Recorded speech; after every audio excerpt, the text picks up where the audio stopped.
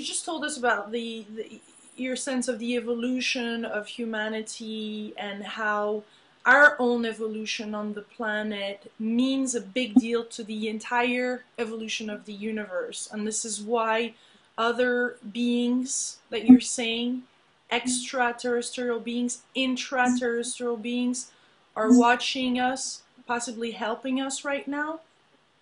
At this point, we're getting a lot of help, and we're about to get a lot more real soon, but not from the extraterrestrials. Now, they will step in at the right time, and specifically it'll be the Syrians, and possibly the Nephilim, if people know who they are. They're actually from another planet inside of this solar system that was talked about 6,000 years ago in our human records. It's nothing new to us. But the ones that are coming onto the forefront now, the ones who really care about us, who are about to, we're about to have a whole nother experience with other species of life besides ours. That is, I think, is going to be extremely positive. We're going to feel good about this one. These people came out onto the surface. They're not from space. This is the thing. Our own government thought that they were ETs for a long time. The government came in and actually sat me down and had a discussion. They wanted to know because they knew I had a connection with them. And they thought they were from space, and they're not. They're from inside the Earth.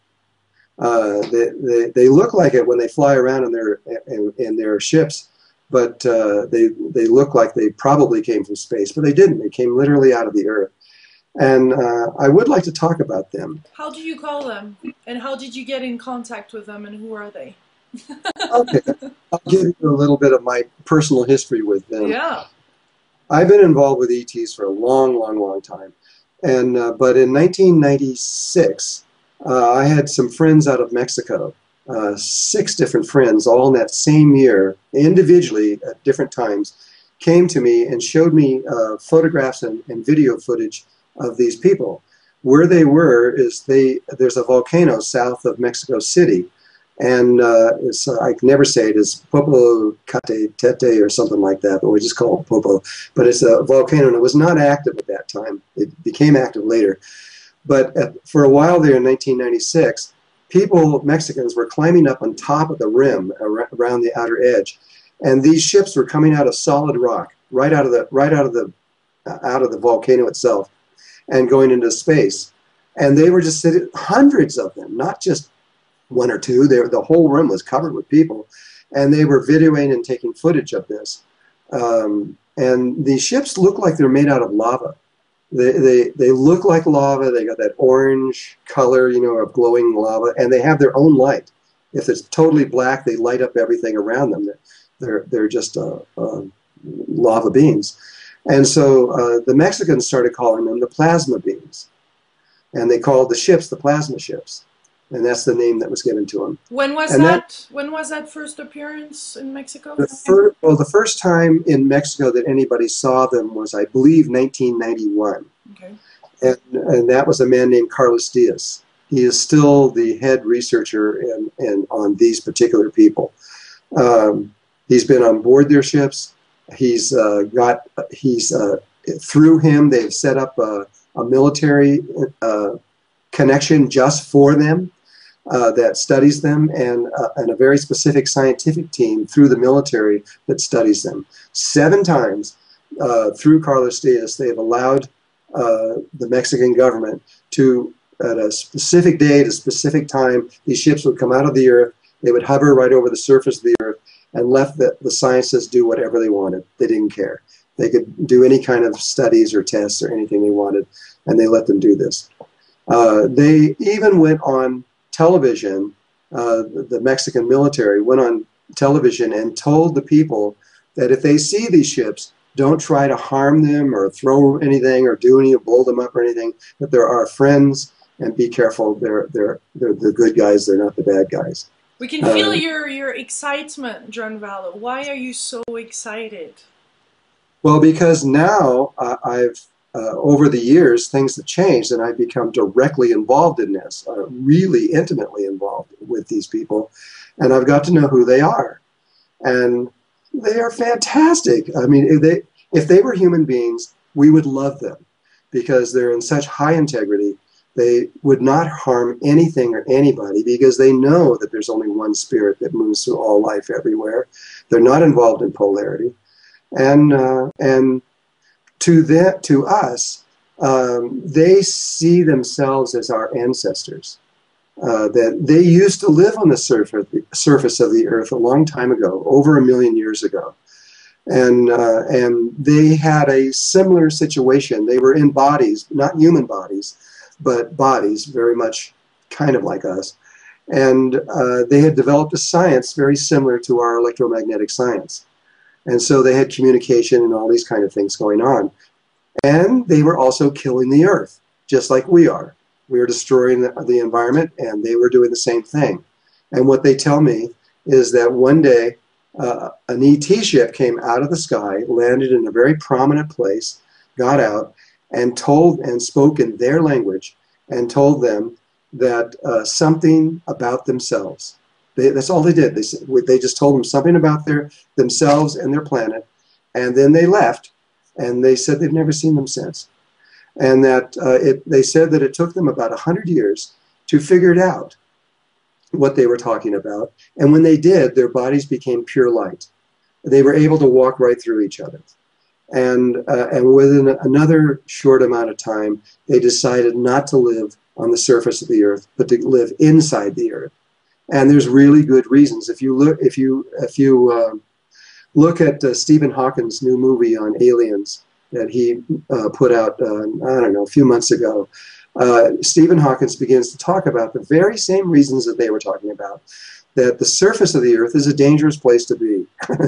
I mean, things happen, hurricanes, meteorites can hit it, volcanoes go off, on and on and on.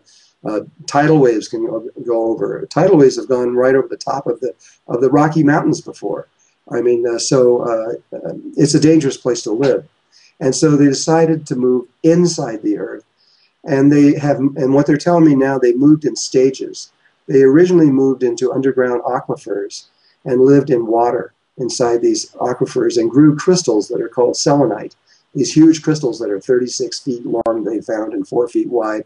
And they actually lived inside these crystals. And then later, they moved deeper into the earth and into huge quartz geodes. And so they're crystal people now. They live in crystals. And but How they were far very down? Their city that I've been in, and I've brought now over 300 people there. We'll talk about this in a moment, but how far was that? The one city that I've been going to each time is 266 miles into the earth. It's in pure lava, and these geodes are literally floating in the lava, and they live in there. And so why didn't we talk about those beings a bit more before? Because we're always hearing about, at least to the general public, more about the extraterrestrial beings rather than the intra. Because that's what was happening for a long time. These particular extraterrestrial beings were messing with us all the time, and our governments were deeply involved in all of this, and all the sightings that they were seeing were them. These beings never came out until 1991 and only came out in the country of Mexico. They didn't come out anywhere else.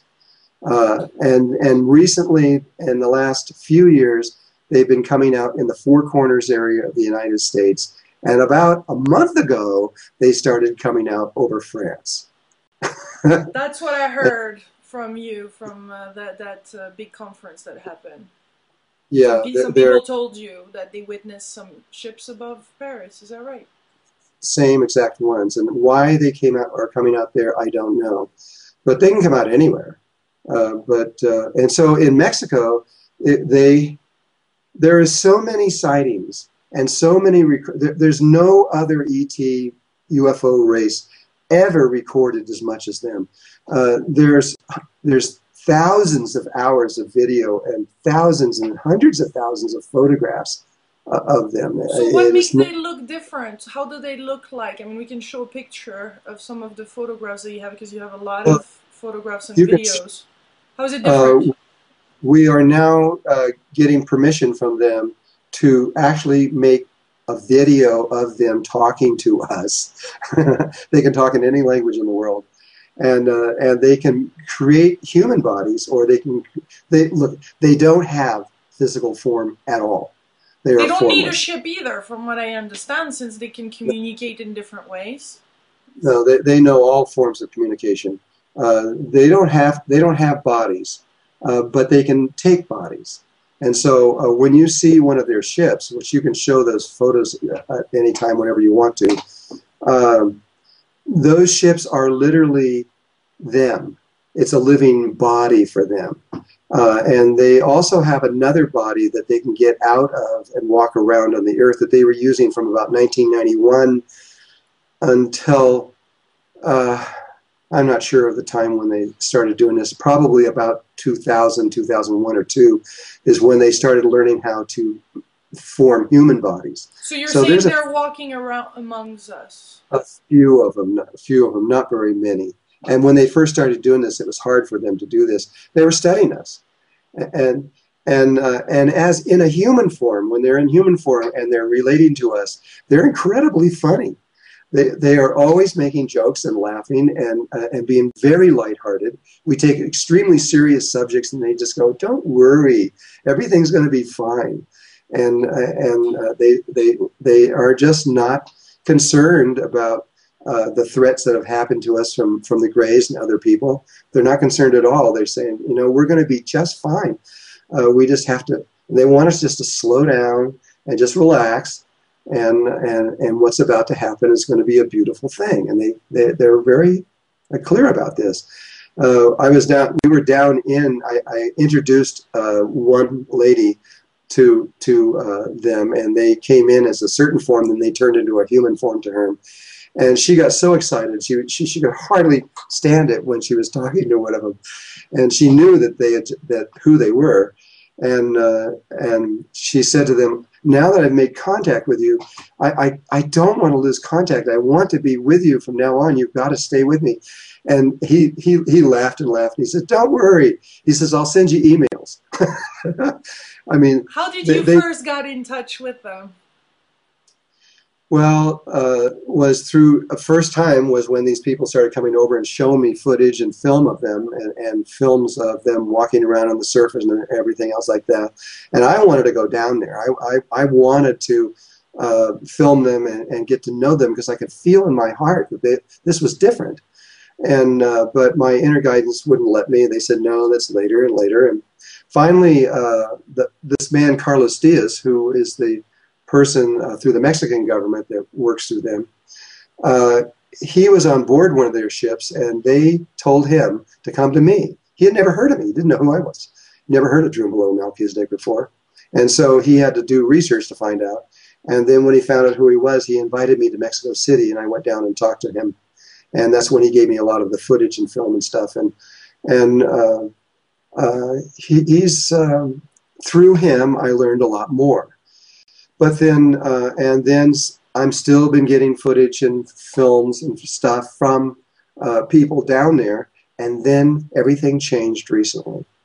And it's hard. Well, okay, I'll tell you the basis behind this. Yeah. Carlos said that the being said that I could go aboard one of their ships and I could have 100 people watching. And if I would agree, and I said, yes, I agree. So he gave me a date and a time. This was many years ago. This was about 6 or 7 or 8 years ago. And he gave me a date and a time when this would happen. And so I said, okay. And so I came back here, and I went and talked to Martin Hornstein, who is the producer for the Star Trek movies. I thought it'd be perfect for them to get involved in this. And he got me involved with LeVar Burton, who is, the guy with the little band across his eyes on Star Trek. And he has a filming nation connected to Paramount called Eagle Nation Films. And I asked him if he wanted to come down and film this taking place. And he said, yeah, absolutely, I wanted to do it. So we got it prepared for them to take place. And then Carlos Diaz was invited to go to the Vatican by the Pope, Pope John Paul. And as it turns out, Pope John Paul was deeply into ETs, and specifically these particular ones. He was very interested in them. And he went public out to the world saying that not all ETs were bad, that there are ETs that are good and are important for our evolution. And, you know, they didn't give that a lot of credit. I missed that footage. It's out there and you can find it. And he actually said that. Not only that, he said he was going to build an observatory to prove it. And he started building an observatory in Arizona here, of all places. I don't know why he chose here. But he died before that building was ever even finished. And so it never happened. But at any rate, when Carlos Diaz went to the Vatican and talked to the Pope, something happened and on the dark side that people in these all black vans and all black clothes went into his house, and they kidnapped some of his family members and told him that if he continued to work with me, that they were going to do bad things to his family and to him. Mm-hmm. And so he became very afraid. So when he got back from the Vatican, he wouldn't talk to me. He wouldn't say anything at all. And he sent people over the border personally to come to me to explain what happened, but that he was afraid to talk to me. So communication was shut down for a few years until about a year ago. And I got a communication back from him saying that the plasma beings are saying that it's okay now and that we can get in connection. And then nothing happened, until about, I don't know, earlier this year. I don't remember exactly when it was. I had a group of people, about 100 people, 99 people. I just want to specify that we're in November 2010 right now for people that are going to watch this maybe in a few months or a few years later. There was this year, 2010, yeah. There was another meeting, the first meeting. And that meeting was an advanced level of the work I do with human consciousness. And I didn't know where it was going to go. I had no idea.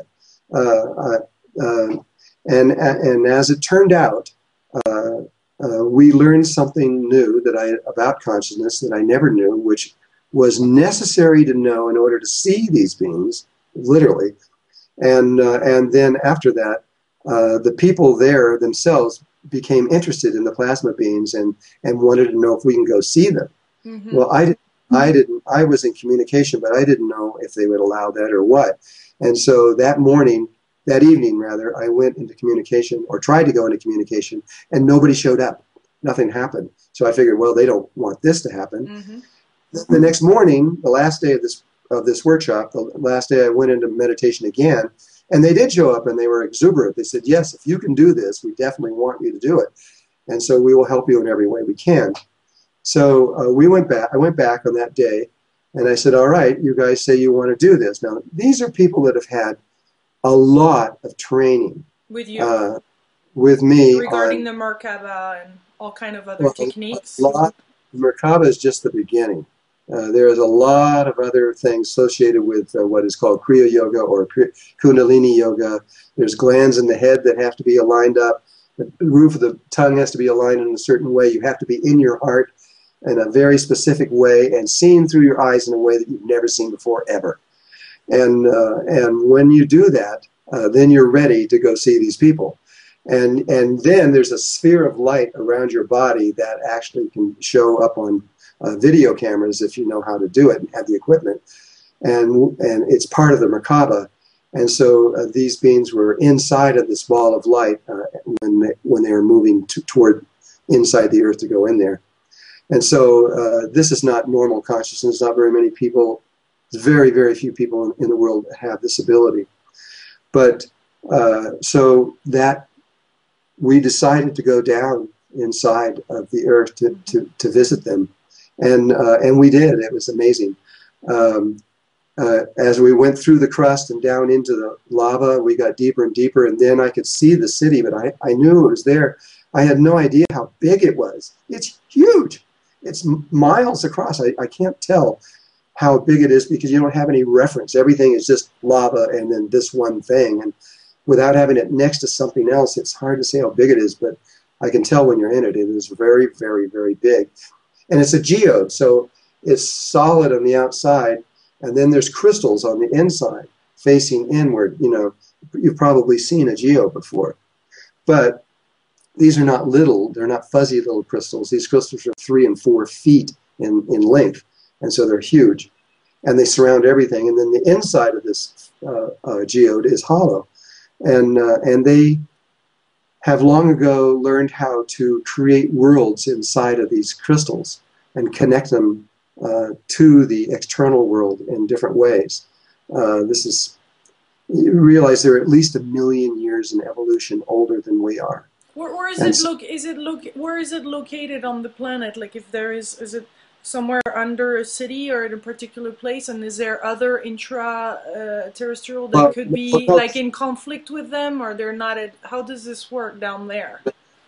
Down there, they inside the lava aspect, they, as far as I know, are the only ones. Inside the crust of the Earth, there's quite a few other ones. But in the lava, they are the only ones. And they have, I don't know how many cities. I never asked them.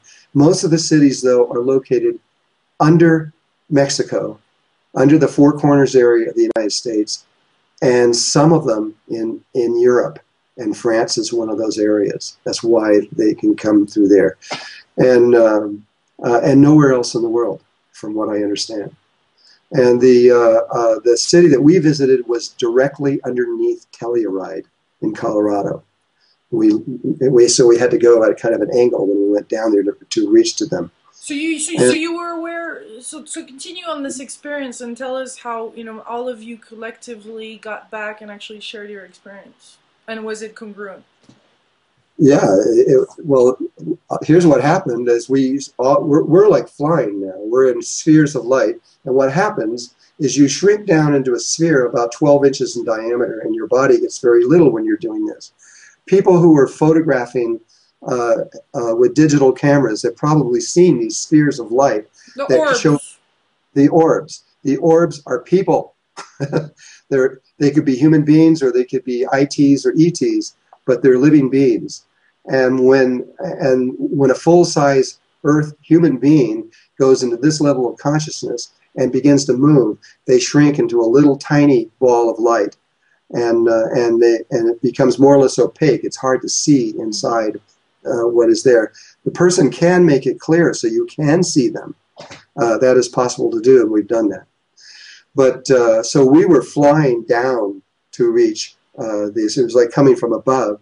And when we got relatively close to the city, they sent out 99 of their people to come up to us. So they were flying up to us. And then one of them went to each one of us. And when they first came up, they were these lava beings. I never explained, but they look like they're made out of lava. They're orange, they're glowing. They have very big heads and little bodies and arms, and they're funny looking to us. But and so they all came up to us as that, and that's what each person witnessed. And then, right before our eyes, they turned into a human being. It took about 2 seconds, and they were a human being. And then they began to... females, or just whatever the person wanted to see? Male or female, whatever that person is more comfortable with. They know. And they speak to you in whatever language you would want to be spoken to. It doesn't matter. And, would you say, just one little question that popped, would you say that like inside the Earth, it's like another universe is there? There's different levels of universes and different... That is another subject I would love to talk to you about. Okay. Because they're teaching us about that very thing. Oh. And yes, there are many dimensional levels to all of this, but taking even the third dimensional level, what they showed me on this last trip just a few days ago, or actually the trip before, and then they showed me a little more on the last trip, was something that the Russians have talked about scientifically, but we've never known for sure if it's really real. But they showed me it was real. And inside the heart of the Earth, the very center of the Earth, is the universe again. The same one that's external, only instead of infinitely large, it's infinitely small. And when you head toward it, when you actually move toward that, and they took me there, in there, and when you get there, you start getting smaller and smaller and smaller and smaller and smaller, till you become something so small that if you couldn't even know that you existed if you were on this level here. And when you come out into, we came out of a, it's like a vortex that they have connected between their city and the center of the earth. And they travel between there all the time. And so they discovered... Like a tunnel? It's kind of like a tunnel. But yeah. like that shaped, you mean? Yeah, but it keeps getting littler and littler and littler and littler as you go down. And so when they want to go somewhere in the universe, if you go out to the surface and have to travel, that's hard. It takes a long time to get somewhere. But if you go inside the planet or inside of any star, then you're going to find the access to it, and then it's very easy. You can move anywhere at unbelievable speeds. You can go from one star to the next in seconds. Are you telling me that you went into stars? Oh, yes, I definitely did. They took me out. That first time they took me out, I popped out. I had no idea where they were taking me. They just said they were taking me into the heart of the earth. And we popped out into the stars, the same stars I'm familiar with, but in a different locations.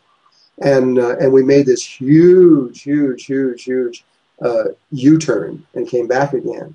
And what I discovered is as soon as I came out of this, it's like a rotating clouds, a vortex that you come out of. But when you get away from it, a second later, it looks just like another star. But when we came back, we came right back and it looked like we're heading right into a star. But then when we got really close, it was a vortex, and we went in there, and that led us back up to their city again. And it was exciting. It was very exciting. But what they did on the last one to me, I'm still trying to understand what it means. Because when I got down there the third time, they said, yes, we want to take you out into the stars again, into the heart. I said, okay. I didn't know why. Were you the first one? I don't know. They did say that we were the first people ever to come to their city, ever. They'd never seen a human being ever be able to raise their consciousness high enough to be able to make this journey. What they described this is that humans have to go higher, and they have to come down in consciousness to the specific frequency of the Earth's consciousness, and then we can meet in that place and interact. That's what's going on. Yet you met in their city. Yeah, but we probably were not seeing everything. We were only seeing what we could see, and and not everything that was really there. So would you say that somebody else that would experience this at a different time would see something else completely different? Is that possible? Yes, but that's not what happened. We went down there with 99 people, and when they took us into the city and they showed us all the city, each one with a person with different ones. This is the first time we went in, not the stars inside the planet. And then when we were all ready to come back, and it was a long time, it's like a half an hour or more later, they said, okay, we're going to bring you back, but we're going to bring you back on one of our ships. We did not anticipate that. And they put us all on board one of these big orange glowing ships that you're going to see, that you're going to show them a little later. And we came back. We came back in like 2 or 3 seconds. How was it inside? How big was it? You can't tell. It's so bright. It's so incredibly brilliant bright that it's almost blinding. And it's an orange light that turns almost into yellow, but it's just blinding. And when we broke the surface of the earth where our bodies went, that hurt. The light went white, and it went so bright that I couldn't handle it for very long. And they did it very quickly. They put us back into our bodies, and we're gone within at least 1 or 2 seconds. So the body was also growing as you were going up? Yes. Well, no, you're talking about, we didn't change. Oh, this is complex. I understand. This is the first time we didn't go down that tube. This is just we went into the city and we came back. And so we all had the experience of being in a spaceship coming back. Yeah. No, but Okay. I was just asking this because you said that as you were going down, you were getting smaller and smaller. So I was wondering, as you go up, you get bigger and bigger. That was the second time we That went was the in. second time. Okay. And then we went down that tube that went to the center of the earth, and that's when you get littler and littler and littler. Okay. And we didn't do the first time. We didn't do that. We just went into the city, they put us in the ship, and brought us back. Okay. When we got back, everybody talked. Everybody said that what their experience was. Mm-hmm. 88 out of 99 people had the exact identical experience. 11 of them couldn't remember real well. But to go into a meditation and have an identical experience by 88 out of 99, that's incredible. That just never happens. Everybody usually has different experiences or different ideas. This was precisely the same. Everybody had the same thing. Everybody remembers getting into the ship. Everybody remembers being brought back and put into their body very gently. And were you continuing to voice things out as you were having this experience, or it was a thought? Were you connected? Were you sharing an experience because you were connected on that level? We had no more connection once we got there. Everybody was on their own with one person. Oh. And so we came back. The fact that we could remember everything was extraordinary. The second time we went down there, it was the similar kind of thing. It was about approximately the same ratio of people that could remember and a few that couldn't. But they amped up the whole thing when we went back down the second time by taking some of us into the center of the earth. How was that? Well, that was where I had that one journey around, and they showed me what it was, and there it is. I'm in deep space, and they brought me back. And the third time was something I really didn't expect. And I got to tell you this, it's so amazing. Okay, we went back down again, and we were met with the people, and they brought us down in. And then I was met by these two people, again, the same ones that met me the second time. And they said, we want to bring you back into the center of the earth again. I said, well, okay. And I had no idea why. And so we went down that tunnel again. And I could feel myself getting smaller. And I was more sensitive because I could feel when we came out. I knew exactly when we were going to pop out into space. And when we came out into space, instead of making a big turnaround, we just kept going straight. And he said, the male said to me, excuse me, you see this star over here? And I said, yes. He says, go there. And so as soon as I wanted to go there, we were there like in 2 seconds. Here it is, right in front of me. And then he points to another star and he says, over there, you see that one? I said, yes. He says, go there. And so we were there really, really quickly. And he kept doing this with one star after another star after another star. It was about 10 or 12 stars until finally we came to our star, our sun. And we came into the solar system here. And then we slowed way down and we went past Venus. And the next thing I see is the Earth coming up on us, getting bigger and bigger and bigger and bigger and bigger and bigger.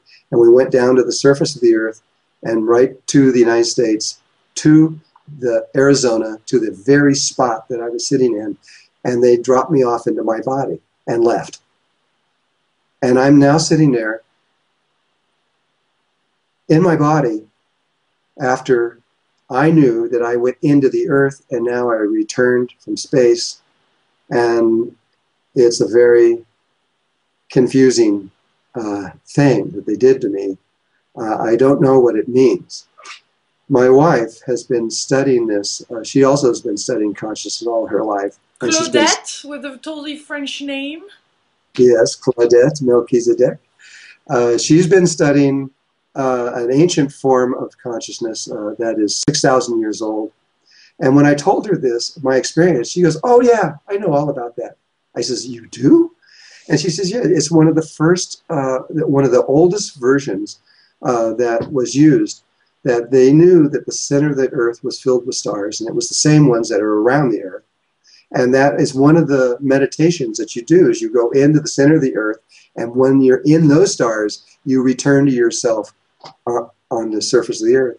And I went, well, okay. That You know, I mean, I didn't know this, but what does it mean? And she goes, well, it speeds up evolution. So give me time. It's only been a few days. It's only How been a has week. been the few days for you, the past few days for you? It seems normal. I don't know. If something is speeding up, I can't tell. But it's too early, I guess. I don't know. I don't know what it means. I don't know. But I do know in my heart now that these people love us. They care about us. They really want to help us. All they want to do is tell us something about ourselves, just like it happened with them, so that we can change our situation, so that we quit war, we quit killing each other, we quit killing the earth, we learn how to live in a sustainable way. And that's all they want to do. They're not interested in taking over the surface of the earth. They've left it a long time ago. They don't want it. They just want to help us. How can And normal people get in touch with them? Well, in these first 3 workshops with about 300 people, over half of them came from other countries in the world, and quite a few came from France also. And those people were told, everybody was told the same thing, that now that you know how to come here, you can show other people and bring them here. You have to show them how to do this. And once you can show them if you want. So they all have permission. People are doing it now. People are going down there. I don't know. I don't know how we can get to a place where everybody can go there, or it's easier for them to come here, really. But when you show these footage of these two ships, these two photographs of these two different ships, a lot of the people that are going to see this have been seeing these around France in just the last few weeks. Some people that one person that I share this with, I only shared it with 2 people. One of the person that saw it felt an immense joy and love by just watching it.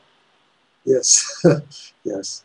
This is a huge shift in it is interspecies communication is what's going on here, of a level of communication where they are at least 1 million years ahead of us in evolution, and they are our ancestors and they care about us.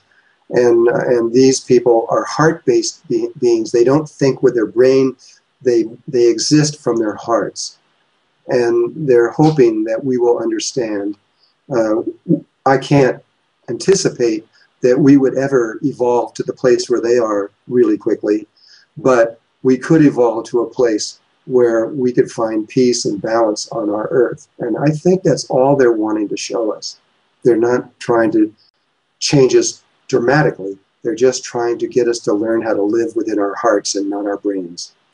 And so is there any negative in all this that you see, or any place where you experiencing what you're experiencing, you could go too far in this process? I haven't found anything at all anywhere, and neither has anybody else that has had direct experience of this. That includes people even outside of my circle that are in Mexico. There are thousands of people there that have had direct experience with them. And you can, all of them, I haven't talked to all of them, but I've talked to a lot of them. I've talked to hundreds of them. And they feel the same way, that this is a blessing for the earth, that this is a really positive thing that is taking place right now. And so, I don't know, we just have to find out for ourselves how we feel. But is the government has any concerns about that you know of? U.S. Well, or other governments? the U.S. government, from what they're telling me, have been in communication with these particular people for 10 years. And they're very interested in them. They have mapped, according to my government has told me through the FBI, that they now have categorized 52 different ET races that are on Earth, and that was 10 years ago or so. So they may have more now, but they know they're out there, But this particular one, they're very interested in. President Obama has made a particular committee to investigate UFOs and ETs and ITs, and they sent an attorney to one of our workshops to see exactly what we were doing. And now that they see what we're doing, I personally, and along with Carlos Diaz, have been invited to go before this committee to show them what we know and what we have experienced and the footage. Carlos Diaz has 200 hours of video and 1,800 photographs of them up close and personal. And so, you know, he has a lot to be able to share with them. And so right now we are waiting for the reply back from the government as to the date and time of when we are going to do this. But from what I can see, our government really is interested in these particular people because I think they also feel the heart and the love, that they're not afraid of them and they're not concerned. They've been very afraid of some of these other ETs because they had good reason. They wanted to kill us all. That's over. That's gone. That's done. And now we've evolved into another level of all of this, and I'm very happy where it's going right now. So what is your message more than ever to everybody watching this, and what does this reconfirm to you in your own experience and in your how you evolve in this lifetime? Well, we are going through a huge evolutionary spiral right now. Humankind is. Perhaps it is the whole universe, but we definitely are. And we are going to go through a lot of changes. I'm already going through a lot of these changes now that many other people are going to go through, and I know what you're about to go through. And it's easier as more people go through it. But we're going to change. We're going to be something different. We're going to go beyond humankind, meaning we're going to appear as humans in the beginning, but our capabilities, the human potential of what we are is going to exceed anything that we have ever probably imagined. And it's not a bad thing. This is a blessing for humankind. This is good. And we're going to become something very, very different. And it's not going to stop there. We are now on a very fast track evolutionary state. And all I can say is a day is going to come when we're going to look back and say, wow, I remember when in the 1910s and 11s when, you know, Earth was at war and fighting, and there was so much chaos and pain everywhere and food shortages and all these kinds of things. And all of this stuff is going to be solved. We're not going to have illness anymore. We're not going to have death anymore. We're going to be able to live indefinitely as long as we wish. And we will choose when we decide to leave this body and go into another one. Our memories from the past, from a long time ago, long before what we have now, are going to be returned to us. We're going to remember things that took place billions of years ago even. And we're going to become an entirely different species of life. And we're in the middle of this, and we're sitting right on the edge. The day that you see the electromagnetic field of the Earth go to zero, when you see that happen and you hear it happen on things, you've got 2 to 3 weeks, and we are going to begin to rock and roll. It's going to change fast after that, and it's going to be a very beautiful, positive thing. No matter how much the outside may be changing and mountains may be going up and down, it won't matter. If you are connected to the heart of the Earth, why your heart and the heart of the sun, it puts a vibration inside of you. It's very simple, it's easy, and you will remember this before this all takes place.